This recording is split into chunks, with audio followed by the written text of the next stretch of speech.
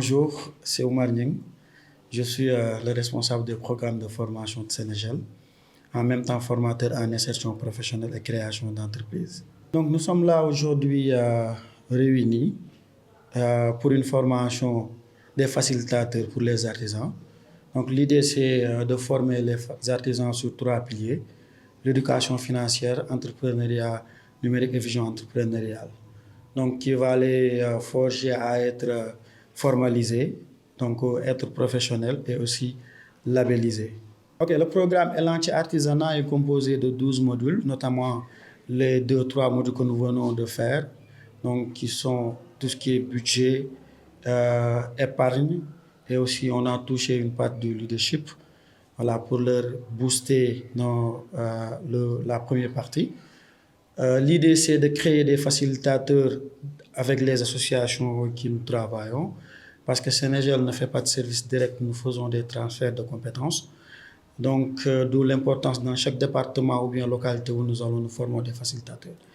Donc, c'est ces facilitateurs après qui vont former les membres de l'équipe ou bien de l'association, ou bien la communauté, les jeunes qui sont dans la communauté. Donc, aujourd'hui, nous sommes 25 ici. Nous regroupons 5 associations, chaque association 5 facilitateurs qu'on va former sur ces 3 piliers et qui seront après des relais entre Sénégal et l'association.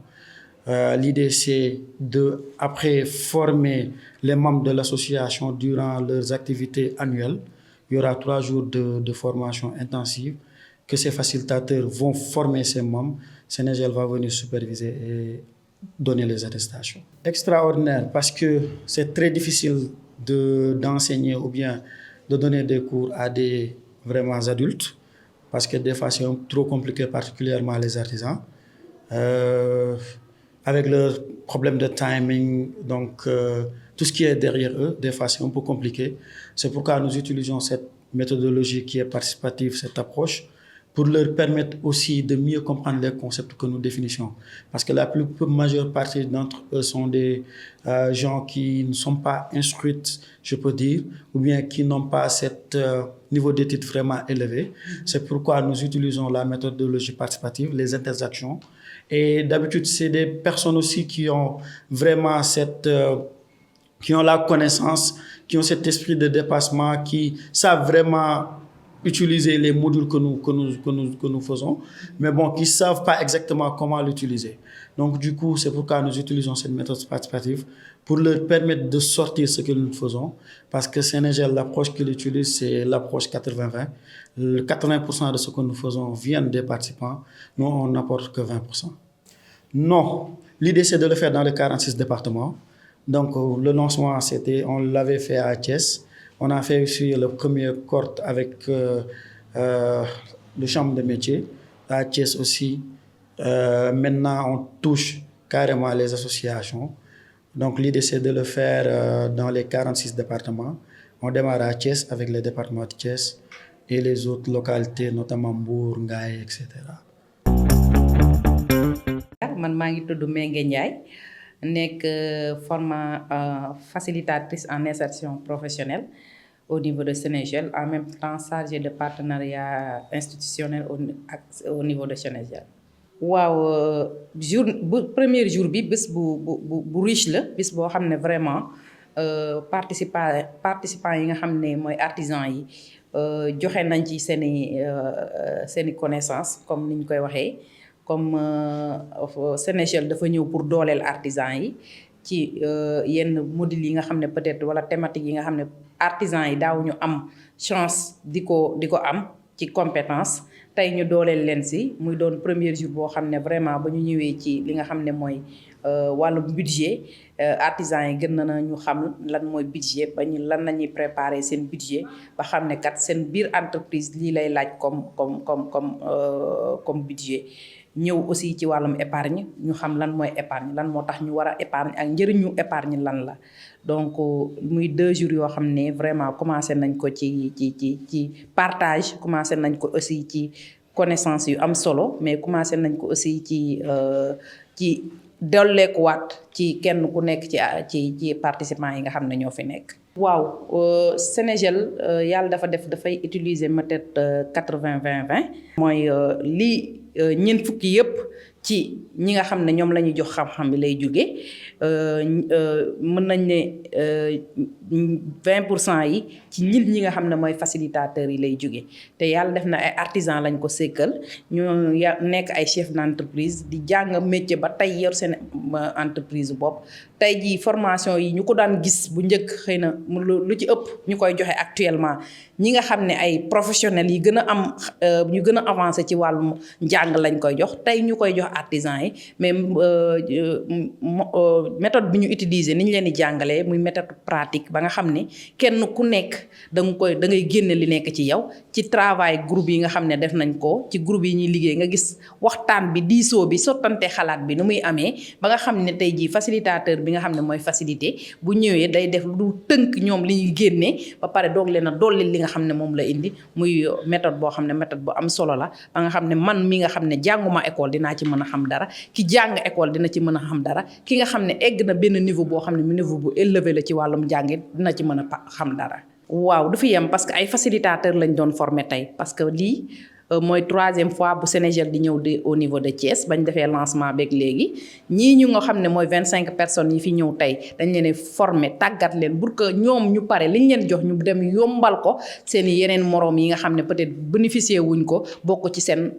EPA yi seen association yi te du ñu yem fii Thiès la ñu débuté comme facilitateurs yi ñu formé comme des artisans facilitateurs dinañ dem ci yeneen 46 départements yi nga xam ne ñoo nekk ci Sénégal pour former fa des facilitateurs parce que Sénégal lu muy wut mooy tey bu ñëwee joxe fi xam-xam même bu fi jugee ñañu joxoon xam-xam bi danañ eggale xam-xam boobu ci seen gox-goxaat yi te incha allah fas yéene nañ ko eggale ci yeneen département yi nekk ci Thiès. di nuyu waa Sénégal ñoom ñëpp à travers Mbengue mi nga xam te ni ginnaaw bi ngeen dogalee pour ñëw Thiès si moom la ko yàlla jaarale man nag maa ngi tudd Cheikh Pène plus connu sous le nom de Cheikh Ndigal Pène nekk secrétaire général société coopérative des mines et bois de Thiès nekk. koo xamante ni maa ngi si gox bi nekk Thiès di yëngu si yeneen activités yu bokkut ak côté artisanat tamit waaye li ñu tax a teew fi wàllum artisan la ñu war a ñëw fi def fi benn formation boo xamante ni durée de 2 jours lay doon boo waxtaanee ay modules yoo xamante ni nan jariñ artisan yi daal. bien sûr mën nañu première journée bi li ñu si jot a jàngatee maanaam ñun toog nañu ay at di liggéey durant temps bu gàtt bu def xam na loo xamante ni durant at yi ñu wees xamuñu ko woon parce que di nuyu suñu formateur bi Omar parce que xamal nañu nit ki. war nga di planifier sa liggéey ba chaque fin de mois war nga xam li ngay gagné sa liggéey war ngaa xam tamit ñaata produit nga mën a defar produit bi ngay defar ak li nga xam te ni mooy coût bi nga xam te ni moom nga war a am lépp temps la nga xam ko su ko defee di nga mën a réorganiser waat sa bopp xam li ngay gagné par mois xam li revenu bi di am par mois di nga mën a xam li ngay épargner xam naka ngay gérer say business loolu tamit jàng nañ ko fi si premier jour bi. waaw xam nga jàngal nañ si wàllum leadership ñu mu war a comporter woo. war a mën naa ni un bon entrepreneur naka la war a comporter woo si domaine bi mu nekk te ñun ay chef d'entreprise lañ di yow suñuy ndaw suñu leen formé si côté métier mi nekk mi métier artisanat te ñun ñu ngi formé suñu booy noo xamante nii noonu lañ jàngoon métier suñuy atelier léegi à travers ñëw bi ñu formation bi dañoo xamalaat ni ngeen doon formé kat baax na duñu leen ko bañal waaye nii ak nii mooy norme conventionnelle yi nga xamante nii boo génnee partout dans le monde nii la ñuy doxalee pour que ñu mën a adapté ak bi nga xamante nii moom moo xew pour que ni man see boole bi ñu yoroon defaraat ko di man di yeggewaat suñuy ndaw di leen jàng bu baax a baax a baax. bien sûr parce que tamit ñun duñu def bind ci kaw ndox jànge fii rek jige fii dem duñ ko inculquer suñu rakk yi wala suñu morom yi amul sens. parce que formation bi dañ ko lancé formé na ñun def na ay facilitateur pour ñun à ce que ñuy formé ñi nga xamante nii ñoom ñoo nekk suñu ginnaaw te amul sens bokk ci formation bi nii. parce que ñun ak yéen day doog a démarrer mais day dem ba ci kanam a kanam li ngeen ñu jox da ngeen di bëgg ñun ñu jël ko xam ko apprendre ko baax a baax demaat nag sotti ko suñuy rakk wala suñuy doom wala ndaw ñi ñëw ëllëg parce que dañuy réew xam-xam moo koy tabax sans xam-xam réew du dem fenn te xam-xam li ma daan wax ni moom mooy xaalis ci poos ndax nit ki mën na jógee fii dem bitim réew sax amaana mën naa yóbbu yëre bi mu soo kepp mais bu demee day liggéey am xaalis yónnee dëkkam lu ko waral mooy xam-xam mi ngi ci bopp bi ba bu demee fu mu ko génne fu ne def ko fa la day ñëwaat ci poosam ñëwaat ci famille ñëwaat ci féppam kon li ngeen ñu jàngal ñun pare nanu ginnaaw bi ñu ko apprendre ba ne ba xam ko ba jàpp ko defaat ko ci askanu Thiès mi suñu doom yi ba xam te ni Thiès day ñëwaat fa mu nekkoon ci côté artisanat. waaw merci beaucoup maa ngi tudd Aïssatou Fall la directrice de Diarabi Couture nekk créatrice de mode en plus nekk la présidente de Jigéen Sa War Wax. mu am solo lool parce que gestion financière yaakaar naa ne entreprise bu ne war nga koo mën a maîtriser xam ko ñun wàllu artisanat def naa ne mooy suñu faible numéro 1 ñu ñëw fii nag ci formation bi tey mu renforcer ñu vraiment gën ñu motiver on nañu gestion mooy entreprise. Parce que la gestion bu fekkente ne defuloo ko mooy fuse nga lu bari ci biir entreprise bi dangay jaawale lu bari ci li nga war a nga xamante ne moom nga war a def ci biir entreprise bi ak ci biti mais aujourd'hui am nañ ci loo xamante ne apporté nañ ñu ko gën ñu renforcer xam ne liggéey dafa am lu mu laaj comme niñ ko ci waxee ba ci ko ci waxee ci wàllu sentimental ci wàllu social bi loolu yëpp dafa am loo xamante dootul social dafa yàq lu bari ndax di social ci dara après mu di am lu mu lay empêcher yaakaar naa ne loolu lu jar a xoolaat la te je pense que ne tey ci li nga xamante ne formation bi defal nañu ko war nañu yoon bi nga xamante ne moom la ñu war a jaar ci suñu biir entreprise. merci beaucoup dafa yegsi ci waxtu bi mu war a yegsi ndaxte boo xoolee ñi nga xamante ne ñu ngi ci biir formation bi yëpp ay responsable entreprise lañu ñu gérer entreprise yu mag. ba tax ne ñoom fi ñu toll nii jóge ci tabaski jóge ci korité même pas sax loolu di am ay marché war ngaa mën a maîtriser sa gestion entreprise donc fi mu ñëwee foofu heureum la fi mu koy waxee aussi baax na parce que dina tax ñu gën a mën a gérer suñu entreprise xam naka la ñuy defee ak